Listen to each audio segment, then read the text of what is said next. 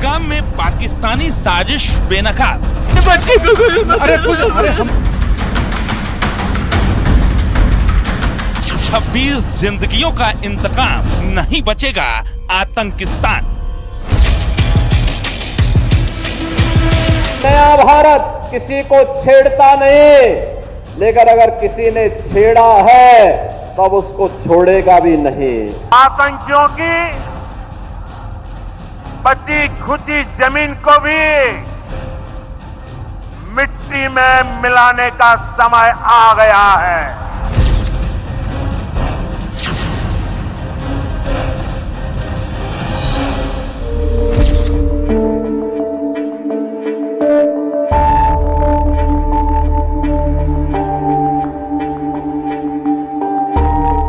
जम्मू कश्मीर का पहलगाम एक ऐसी जगह जिसे मिनी स्विट्जरलैंड कहा जाता है।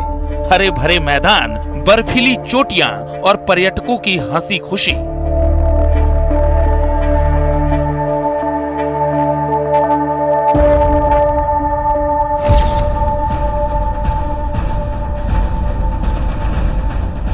लेकिन 22 अप्रैल 2025 को इस जन्नत में गोलियों की तड़तड़ाहट गूंजी और ये खूबसूरत घाटी खून से लाल हो गई।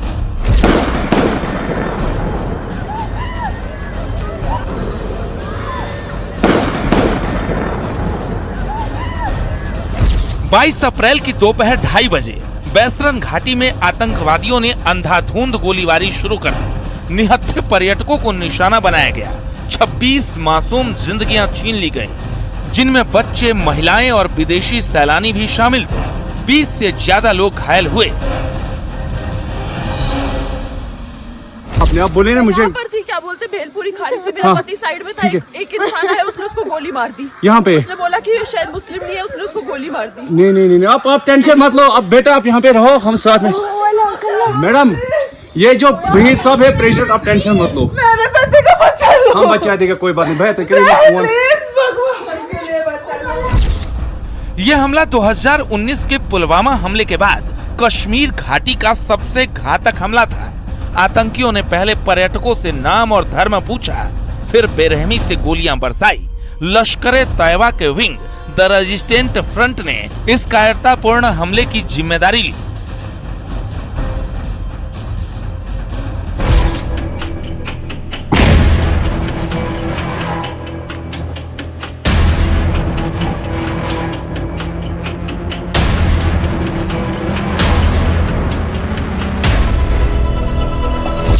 हमले के बाद भारतीय सेना और सुरक्षा बलों ने तुरंत मोर्चा संभाला। बारामूला में 2 आतंकियों को ढेर किया और संदिग्ध आतंकी ठिकानों को नष्ट करने का सिलसिला शुरू हुआ। गृह मंत्री अमित शाह ने श्रीनगर में पीड़ित परिवारों से मुलाकात की और सख्त कार्रवाई का वादा किया। उधर प्रधानमंत्री मोदी ने भी साफ शब्दों में कहा कि धरती के आखिरी छोर तक आतंकियों को नहीं छोड़ेंगे। अब आतंक को मिट्टी में मिलाने का वक्त आ गया है। देश के दुश्मनों ने भारत की आत्मा पर हमला करने का दुस्साहस किया है। मैं बहुत स्पष्ट शब्दों में कहना चाहता हूं, जिन्होंने ये हमला किया है, उन आतंकियों को और इस हमले की साजिश रचने वालों को उनकी कल्पना से भी बड़ी सजा मिले। गुस्सा और दर्द, भारत ने हर तरफ से पाकिस्तान को घेरना शुरू कर दिया है और सीधे शब्दों में चेतावनी दे दी है कि आतंक और उनके आकाओं को छोड़ने वाले नहीं। जीरो टॉलरेंस की नीति के तहत उसको जिस भाषा में समझेगा उस भाषा में उसका जवाब देने के लिए आज ये नया भारत तैयार है।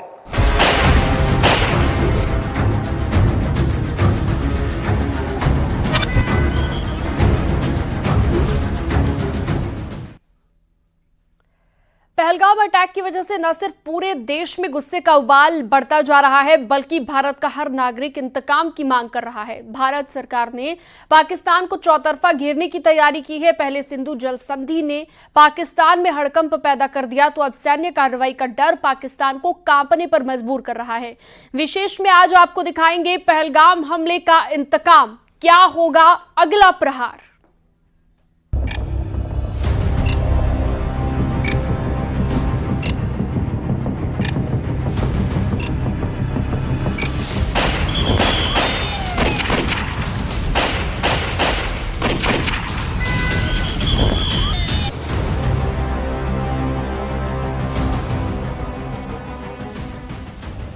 22 अप्रैल 2025 जम्मू कश्मीर के पहलगाम में आतंकियों ने मासूम पर्यटकों पर कहर बरपाया।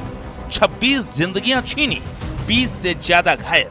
लश्कर तैयबा के विंग द रेजिस्टेंट फ्रंट ने इस कायराना हमले की जिम्मेदारी ली।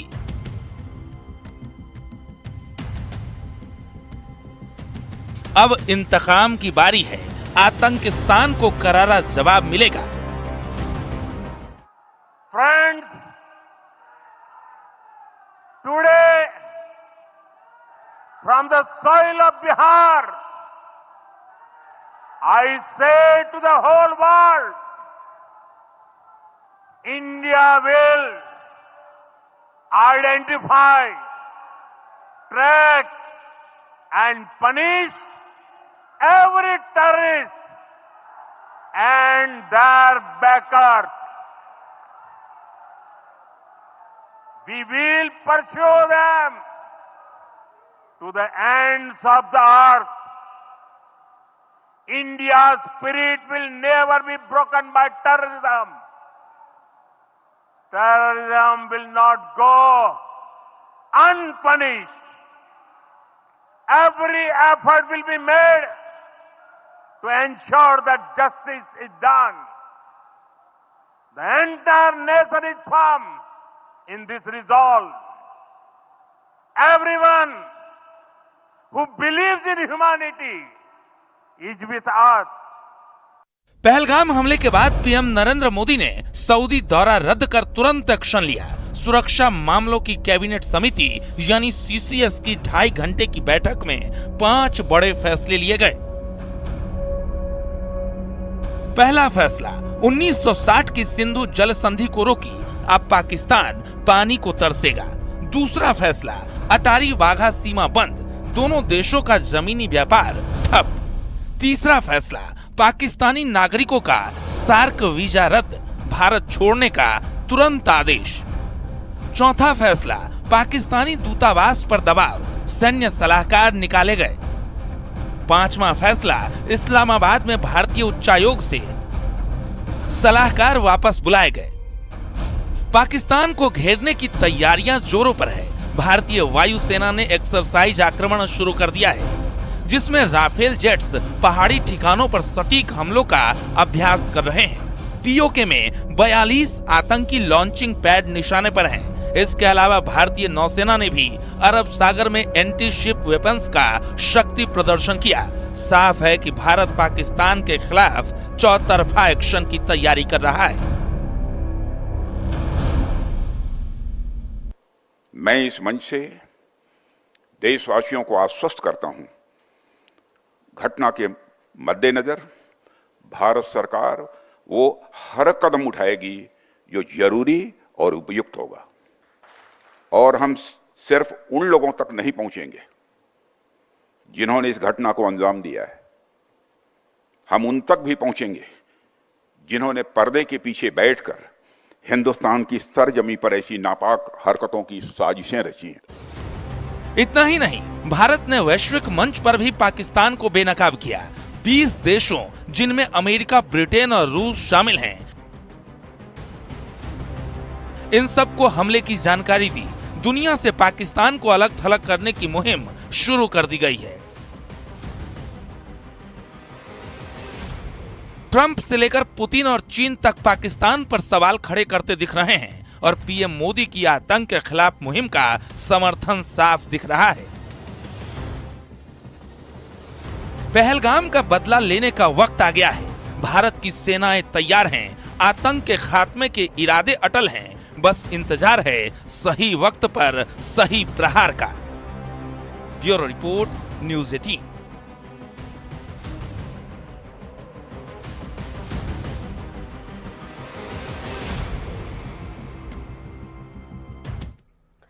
पहलगाम अटैक के बाद फोकस सिर्फ पाकिस्तान पर ही नहीं बल्कि देश के अंदर छिपे गद्दारों पर भी है। 2 आतंकियों को सेना ढेर कर चुकी है और बाकियों की तलाश तेजी के साथ जारी है। अब तक आतंकियों से जुड़े 9 घरों को सेना मिट्टी में मिला चुकी है। वहीं अरब सागर में नौसेना की शक्ति प्रदर्शन तो जैसलमेर बॉर्डर पर भारतीय सेना के टैंक गरजते हुए दिखे। बॉर्डर पर चौकसी बढ़ाई जा चुकी है। पाक सेना की फायरिंग का मुंहतोड़ जवाब दिया जा रहा है। देखिए,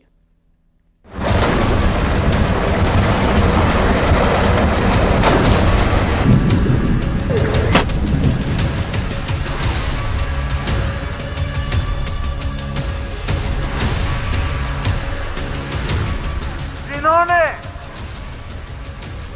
ये हमला किया है, उन आतंकियों को और इस हमले की साजिश रचने वालों को उनकी कल्पना से भी बड़ी सजा मिलेगी।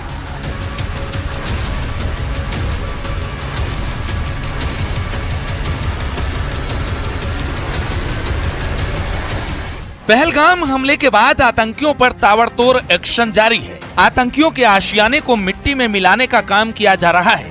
सेना ने 9 आतंकियों के मकानों को नेस्तनाबूद कर दिया है।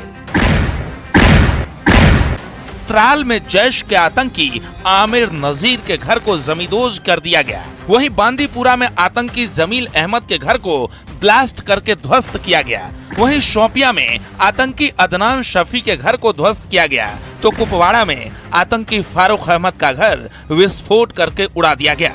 वहीं शोपिया में आतंकी शाहिद अहमद के घर को तबाह कर दिया गया है। पुलवामा में आसिफ शेख और आतंकी एहसान शेख के घर को जमींदोज किया गया है, जबकि अनंतनाग में आदिल गुरी के घर को मिट्टी में मिला दिया गया है।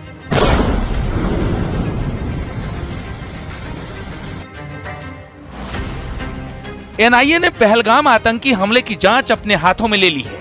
गृह मंत्रालय के आदेश के बाद एनआईए एक्शन में आ गई है। एनआईए की टीम पहले से ही पहलगाम पहुंची।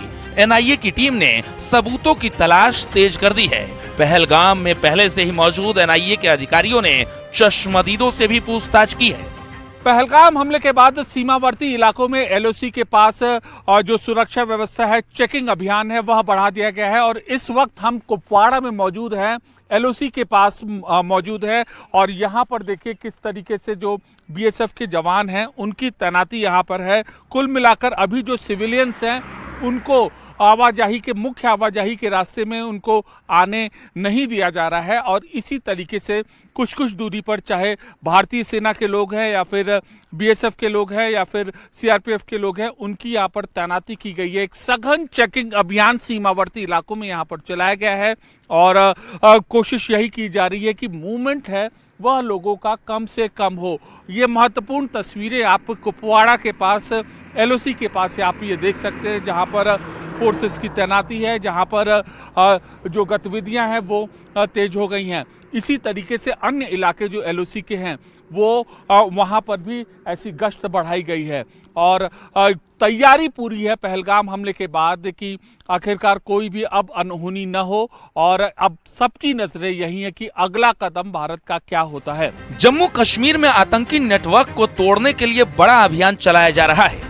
आतंकियों के मददगारों पर ताबड़तोड़ छापेमारी जारी है। श्रीनगर में 64 ठिकानों पर यूएपीए के तहत कार्रवाई की गई है, जबकि कुलगाम से आतंकियों के 2 मददगारों को गिरफ्तार किया गया है। लश्कर और जैश जैसे आतंकी संगठन से जुड़े संदिग्धों पर एक्शन जारी है। वहीं इस्लामिक स्टेट और टीआरएफ के संदिग्धों पर भी छापेमारी की जा रही है। उधर जैसलमेर बॉर्डर पर सेना का युद्धाभ्यास शुरू हो चुका है। जैसलमेर बॉर्डर पर सेना ने अर्जुन टैंक से अपनी सैन्य ताकत दिखाई। सेना के जवानों ने अर्जुन टैंक से युद्धाभ्यास किया।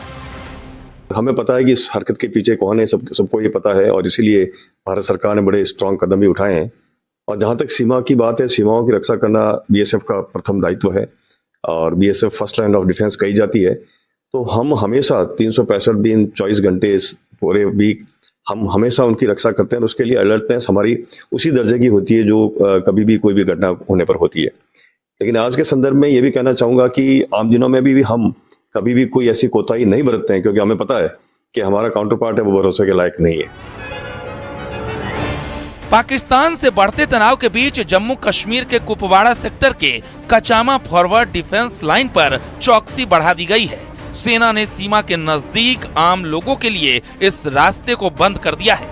न्यूज 18 इंडिया की टीम इस वक्त आई है कुपवाड़ा जिले के काचामा फॉरवर्ड डिफेंस लाइन में, और आप यहां पर तस्वीरें देख सकते हैं कि किस तरीके से फॉरवर्ड डिफेंस लाइन पर जो है वह तैनाती बढ़ाई गई है, और तमाम तरीके की जो एंट्री है वह इस फिलहाल यहां से वह रोक दी गई है और किसी को भी आगे जाने नहीं दिया जा रहा है। अगर आप उधर तस्वीरें आप देखें तो ये पूरा का पूरा पीछे केरन सेक्टर ये रास्ता आगे जाता है, और यहीं पर जो सतर्कता है वह बढ़ाई गई है, और इस तरीके से जो सारी गतिविधियां हैं वो यहाँ पर चल रही हैं। देखिए आप तस्वीरों में किस तरीके से कॉन्वॉय है, वो कॉन्वॉय यहाँ पे आ रहा है और बराबर इनका जो मूवमेंट है वह होता जा रहा है। कुल मिलाकर हर जगह सतर्कता यहाँ पर बढ़ती जा रही है और कोशिश यही की जा रही है कि चप्पे चप्पे पर हमारे देश के सुरक्षा बल तैनात हो। कचामा में ये अहम जो गतिविधियां हैं सेना की, ये आप यहाँ पर देख सकते हैं, और कैसे आने वाले दिनों में बॉर्डर पर जो मुस्तैदी है, बॉर्डर पर जो तैनाती की गई है, उसका ये नज़ारा है। वहीं भारतीय सेना के एक्शन से पाकिस्तानी सेना खौफ में आ चुकी है। मुजफ्फराबाद में पाक सेना का बड़ा मूवमेंट दिखाई दिया। खुफिया एजेंसियों की रिपोर्ट के हवाले से खबर है कि लोअर नीलम वैली हाईवे पर पाकिस्तानी सेना की मूवमेंट बढ़ी है। खबर है कि पाक सैनिकों को मुजफ्फराबाद से फॉरवर्ड बेस भेजा जा रहा है। पहलगाम में हुए आतंकी हमले के बाद से ही बॉर्डर पर युद्ध जैसे हालात बन गए हैं। भारत के एक्शन से बौखलाए पाकिस्तानी सेना की तरफ से फायरिंग हो रही है, जिसका भारतीय सेना के जवान भी दोगुना जवाब दे रहे हैं। LOC पर दोनों तरफ से जारी फायरिंग के बीच सीमा के करीब बसे गांव में सुरक्षा की पुख्ता तैयारी की गई है। गांव के लोगों को सुरक्षित रखने के लिए बंकर बनाए गए हैं। किसी भी तरह की स्थिति अगर यहाँ पर बनती है, क्योंकि हम एक सरकारी स्कूल के अंदर है, वहाँ ये बंकर बना हुआ है। आपसे भी बात करेंगे सर, सरकारी स्कूल के अंदर ये बंकर है, तो अगर जिस तरह से फायरिंग होती थी तो यहीं बच्चों को लिया यही आता, क्योंकि स्कूल लगेंगे, अगर कोई हम लोकल में यहाँ आ जाते थे बच्चों के साथ ही, बाकी आप गाँव पे भी। अच्छा हाँ, तो ये जो स्कूल लगेंगे, बाई चांस अगर कुछ ऐसा होता है तो इस तैयारी पूरी? हाँ, तैयारी पूरी एकदम, तैयारी पूरी। हाँ पूरी। किसी बात का डर? कोई डर नहीं है, कोई डर नहीं, डर नहीं। आप भी यहाँ पे रहते हो, स्कूल भी है आपका यहाँ पे, तो ये बच्चे जब स्थिति में यहाँ पर लाए जाते हैं तो क्या उस समय किस तरह की सिचुएशन होती थी जब फायरिंग होती थी? जब यहाँ पर फायरिंग होती थी तो सबका डर का माहौल हो जाता था इधर, और सभी आगे पीछे भागते थे और इधर बंकर में आ जाते थे। बंकर में स्थानीय लोग भी और आप भी सभी आ जाते थे? सभी आ जाते थे, हम सभी आ जाते थे। तो देखिए ये पहले के सरकार की तरफ से बंकर बनाए गए हैं। हम फिर से बाहर निकलते हैं, आपको फिर से स्कूल का नज़ारा हम ज़रूर दिखाने की कोशिश करेंगे कि हम लोग सरकारी स्कूल के बिल्कुल अंदर हैं, और अंदर जो बंकर बने हुए 3 से 4 कमरे के बंकर बने हैं, बाथरूम बने हैं, हर तरह की सुविधा जो है वो यहाँ पर देखी गई है। और ये वो स्कूल है सरकारी जहाँ पर अगर ज़रूरत पड़ी, अगर किसी तरह का तनाव यहाँ पर हुआ तो लोग किस तरीके से यहाँ पर रहेंगे, खुद को सेफ करेंगे, इस बात की तैयारी नौशहरा LOC के लोगों ने पूरी तरह से कर ली है। वीडियो जर्नलिस्ट विकास के साथ कोमल सिंह, न्यूज़ 18 नौशहरा LOC। में वार पलटवार भी खुलकर हुआ। विपक्ष ने सवाल उठाए तो कई विवादित बयान भी सामने आए। पहलगाम पर इंतकाम की मांग के बीच सियासत भी दिखाई दी। ये रिपोर्ट देखिए।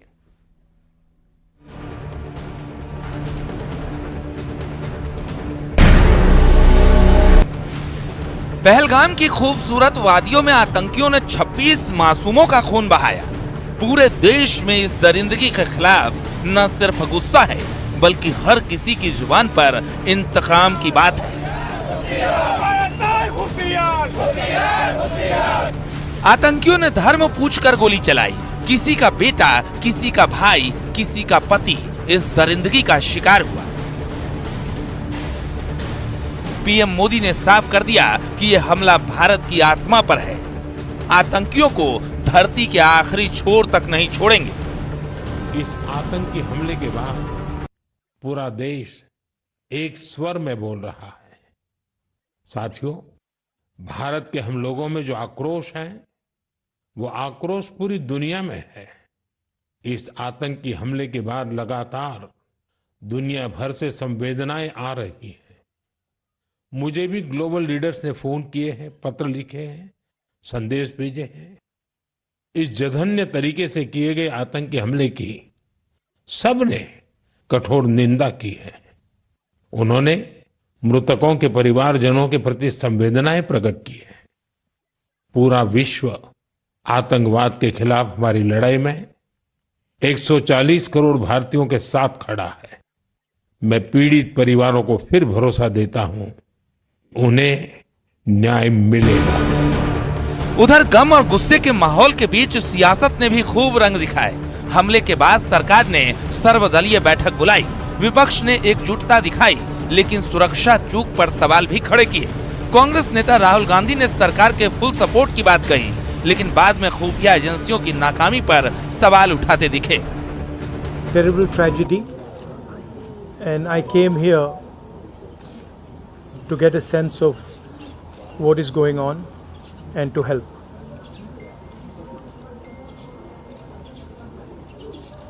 The entire people of Jammu and Kashmir have condemned this terrible action, and they have fully supported the nation at this time. वहीं अखिलेश यादव ने भी इस पूरे मामले को दुखद तो कहा, लेकिन साथ ही सरकार पर हमलावर दिखे। अखिलेश ने पहलगाम अटैक को सिक्योरिटी लैप्स करार दिया। सबसे बड़ी चूक जो हुई है वो चूक है इंटेलिजेंस, जो इंटेलिजेंस फेलियर है। और जितने भी परिवार के वहाँ सदस्य हमसे मिले हैं या जिनके बारे में हम लोगों ने टीवी, अखबार और यूट्यूब के बारे में सुना है, और जो लोग जानकारी दे रहे हैं, जिनसे बातचीत हुई है, वो यही बता रहे हैं न केवल इंटेलिजेंस फेलियर हुआ है, बल्कि समय होते हुए जो कार्रवाई होनी चाहिए थी, जो सैनिक, फौज या मेडिकल मदद होनी चाहिए थी, वो भी नहीं दे पाए हैं। तो इतनी बड़ी चूक कैसे हो रही थी? उधर समाजवादी पार्टी के नेता राम गोपाल यादव ने एक कदम आगे बढ़कर पहलगाम हमले पर विवादित बयान ही दे दिया। राम गोपाल यादव ने कहा कि हिंदू को ही मार रहा है। हिंदू रोज लोगों को मारते नहीं, हिंदू को मार रहे हैं। मार रहे हैं कि नहीं मार रहे? अभी बनारस में लड़की के साथ जो रेप किया, गैंग रेप, तमाम लोगों ने, हिंदू लड़की थी और लड़के सब हिंदू थे, कौन सा मुसलमान था? ये बातें इतने बड़े संगठन के नेता को करनी नहीं चाहिए। इस वक्त देश को एक रखने की जरूरत है। जब दुश्मन सामने खड़ा हो तो हम ये बातें करेंगे। इन बयानों के बीच सीएम योगी आदित्यनाथ ने न सिर्फ करारा पलटवार किया, बल्कि समाजवादी पार्टी को औरंगजेब और जिन्ना का महिमा मंडन करने वाले लोग बताया कि आतंकवाद अब अपनी अंतिम श्वास ले रहा है। निर्दोष पर्यटकों पर हमला जाति और धर्म पूछ करके बहन बेटियों के सामने उनके सिंदूर को उजाड़ा जाए, यह कोई सभ्य समाज स्वीकार नहीं कर सकता। और खास तौर पर भारत के अंदर यह कतई स्वीकार्य नहीं है। तो वहीं केशव प्रसाद मौर्य ने भी समाजवादी पार्टी पर तीखा निशाना साधा। यह पूरे हिंदुस्तान के 140 करोड़ों की पीड़ा है और इस पीड़ा को दूर करने की शक्ति हमारी देश की सेना को प्रभु प्रदान करे और ऐसे अधर्मियों का, ऐसे आतंकियों का, ऐसे विचार रखने वालों का अंत करने की शक्ति हमारी देश की सेना को प्रदान करें, हमारे नेतृत्व को प्रदान करें। उधर संघ प्रमुख मोहन भागवत ने भी पाकिस्तान पर तीखा तंज कसते हुए कहा कि अत्याचार के खिलाफ कदम उठाना, अत्याचारियों को सबक सिखाना एक राजा का धर्म है। अभी हम कभी भी अपने पड़ोसियों की कोई अपमान, कोई हानि नहीं करते, लेकिन ऐसा हम रहते हैं तो भी अगर कोई उतर आए बुराई पर, तो वहां पर अब दूसरा इलाज क्या है? राजा का कर्तव्य है प्रजा की रक्षा करना, राजा अपना कर्तव्य करे। सियासत सिर्फ पहलगाम हमले और धर्म की पहचान तक ही सीमित नहीं रही। यूपी के कानपुर के रहने वाले शुभम पहलगाम हमले में मारे गए। सीएम योगी ने घर जाकर परिजनों को हिम्मत बंधाई और मुश्किल घड़ी में साथ दिया। साथ ही दोषियों को कड़ी से कड़ी और बड़ी सजा का संकल्प दोहराया। लेकिन वहीं बीजेपी ने अखिलेश यादव के कानपुर न जाने पर भी सियासी बहस छिड़ती दिखी। पूरे देश में गम और गुस्सा साफ दिख रहा है। दूसरी तरफ सियासी वार पलटवार भी खुलकर हो रहे हैं। कभी धर्म की पहचान तो कभी पहलगाम के पीड़ितों को लेकर सियासत हुई। हालांकि पूरा देश एक चीज पर एकजुट है, पहलगाम का इंतकाम सबसे बड़ा हो। Bureau report, news 18। और वक्त एक छोटे से ब्रेक का है। न्यूज़ 18 पर खबरों का सिलसिला जारी है।